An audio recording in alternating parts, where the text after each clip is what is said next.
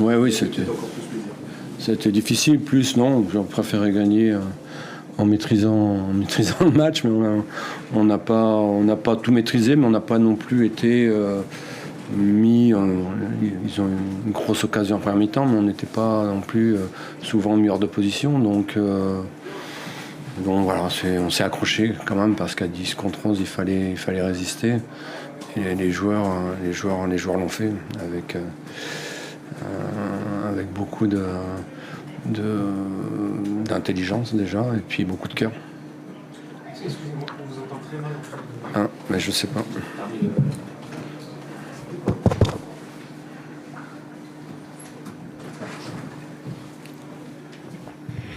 Ça va ou Oui, c'est mieux. c'est mieux? Je vais rapprocher les micros.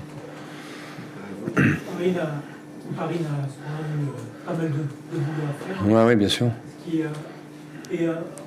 Pensez qu'il a gagné sur ce match-là, parce qu'il a affiché une grande maturité, quel que soit. Il a eu des moments à vivre complètement différents dans ce match, entre la pression du premier mi-temps, pas mal d'occasions à sortir, et puis une deuxième. Il a été décisif en tout cas. Il a été décisif, c'est ce qu'on attend de nos gardiens. Et il a bien fait tout ce qu'il avait à faire. Il était brillant par moments, il nous a soulagés dans le domaine aérien aussi. Donc voilà, c'est tel qu'on le connaît. Il n'y a pas de doute que ce soit lui ou Arthur, ce sont deux bons gardiens. Après, il faut s'inscrire sur la durée, comme je vous l'ai dit, comme je vous l'ai déjà dit. Vous espériez, continuellement, que la réussite tourne. Oui. Là, ce soir, effectivement, il y a quand même plusieurs fois de la réussite qui fait que Ouais. ça tourne en votre faveur. Ça fait du bien. Oui, bon, il y a la barre transversale, surtout. Après, je sais pas trop. Bon, il y a eu des cafouillages en deuxième mi-temps un petit peu. Mais oui, ça fait du bien. Ça fait du bien. Et, j'ai eu peur qu'il y ait pénalty à la fin, si ça va nous retomber dessus. Et puis non, alors est-ce que ça tourne, c'est en train de tourner? Faut pas trop se fier à ça. Il faut faire attention au revers de la médaille. Je pense qu'il faudra qu'on soit encore meilleur contre Angers, encore meilleur dans le jeu, maîtriser un peu plus le ballon pour pouvoir espérer. Pas que ce soit un leurre, mais par contre les joueurs ont bien mérité cette victoire quand même, se sont accrochés pour aller la chercher. Vous disiez qu'il fallait faire régulièrement, vous dites, la chasse aux erreurs, et vous revenez. Là, il y en a une grosse, on peut dire, de Dalidou, qui manque de... Ça manque il manque de maîtrise. J'en avais parlé avant le match. Une des clés, c'était ça, de finir à 11 et garder la maîtrise de soi. Et force est de reconnaître qu'il a, de temps en temps, il a encore un peu de mal. Voilà. Après, je trouve que le premier carton est quand même très, très, très, très dur, à mon avis. Voilà. Donc, mais à partir du moment où il sait qu'il a pris un premier carton, je pense qu'il doit se retenir.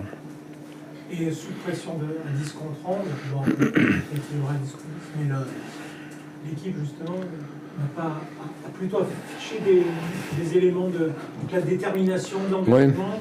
Oui, et puis de l'intelligence aussi. Je pense qu'on a bien défendu, on n'a pas paniqué, on est ressorti parfois. Voilà, après, on ne peut pas demander beaucoup plus à mon équipe aujourd'hui. Est-ce que Bayo, c'est un peu le symbole de l'équipe parce que le match a été compliqué pour lui devant? Oui, bien sûr. Il est à la fin, quoi, il n'a pas lâché. Oui. Bon, je le vois à l'entraînement. Je trouve qu'il revenait. Malheureusement, il n'a pas eu de réussite le week-end dernier contre Metz, mais voilà, je savais que ça allait revenir, et surtout il a fait il a travaillé beaucoup pour l'équipe, il s'est vite replacé, il a harcelé, donc c'est de bon augure aussi pour les 5 derniers matchs. Pour nous, c'est important qu'il soit là, qu'il soit compétitif. On peut avoir l'impression aussi que Jim, sans doute par manque de rythme, a tardé, mais en revanche, il a fait une excellente dernière demi-heure. C'est l'eau des joueurs qui jouent pas énormément, donc ça va leur, que ce soit à Momo ou à Jim, ça va leur faire un match entier ou quasiment entier. Je dis c'est tout bénéfice pour nous pour la suite. Ouais. C'est vrai qu'il est monté sur l'ensemble du match. Quel est votre regard sur le bas de tableau, sur la journée là, sur les 3 matchs qui concernaient le bas de tableau? Ouais. Mais ça a perdu, Bordeaux a pris un point. Ça, ouais, on par le bas, mais... on a 8 points d'avance sur Metz, je pense, maintenant. Donc c'est quand même un gros écart à 5 journées de la fin. Donc déjà pour nous c'est bien. Bordeaux est à 5 points. Et puis après, il y a des équipes, même si Bordeaux est loin d'avoir abdiqué, il y a des équipes comme Saint-Étienne qui a un point derrière, avec qui on va lutter. Et puis après on regarde aussi...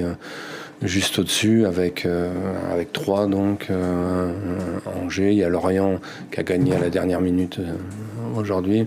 C'est loin d'être terminé, on sait pertinemment qu'il va y avoir encore d'autres rebondissements d'ici la fin de saison. C'est ce qui fait aussi le charme de la Ligue 1 aussi cette année, où il y a plein d'équipes qui luttent pour l'Europe, et puis il y a aussi 5 équipes, 5-6 équipes qui luttent pour le maintien.